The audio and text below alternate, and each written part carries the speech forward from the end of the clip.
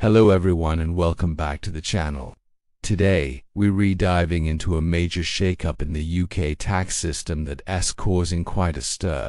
It's called Making Tax Digital, or MTD, and if you're self-employed or a landlord, this is something you absolutely need to know about. A petition to halt these changes has already gathered over 16,800 signatures, but the government is pushing forward. So, what does this all mean for you? Let's break it down. The core of the issue is a government plan to digitize the tax system, starting from April 2026. The idea is to move away from the traditional annual self-assessment tax return and switch to a system of digital records and quarterly updates. The petition, organized by Sarah Khan, argues that many small businesses still rely on paper records and might not have the digital skills to make such a big leap. It's a valid concern, right? The thought of learning a whole new system can be daunting, especially when you're busy running your business. However, the UK Treasury has responded, and they're standing firm.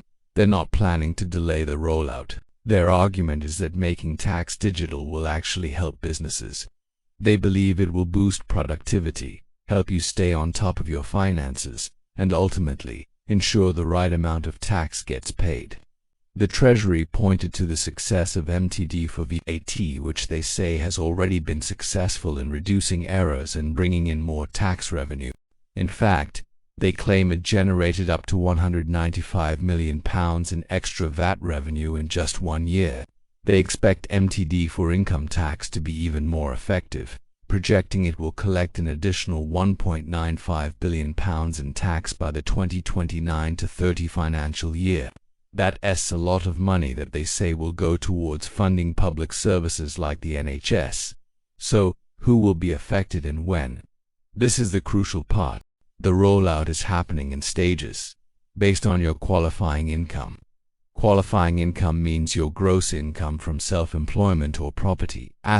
Before you deduct any expenses or allowances. From April 2026, if your qualifying income is over £50,000, you will need to start using MTD. This means keeping digital records of your income and expenses, using MTD-compatible software, and sending quarterly summary updates to HMRC. Then, from April 2027, the threshold drops. If your qualifying income is over £30,000, you'll need to join the MTD system. The plan was for the threshold to drop again to £10,000 in April 2028, but in a recent update, this has been pushed back. The government has stated they will review the situation for smaller businesses, particularly those with income under the £30,000 threshold, before mandating them to join. Let's talk about what quarterly updates actually means. Instead of one big tax return scramble in January, the idea is to spread the administrative work throughout the year. Every 3 months, you'll submit a summary of your business income and expenses through your software. This doesn't mean you have to pay your tax 4 times a year. Your tax bill will still be calculated and paid based on the usual deadlines. The quarterly updates are more like checkpoints, giving both you and HMRC a clearer, more up-to-date picture of your financial situation. The hope is that this will help you budget better and avoid any nasty surprises when your final tax bill arrives. Now, you might be thinking, this sounds complicated and expensive.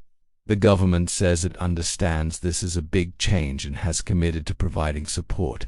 They've worked with software companies to ensure there will be free and low-cost software options available, especially for smaller and simpler businesses. A quick search for HMRC-recognized MTD software will show you a list of approved providers, and some of them do offer basic free versions.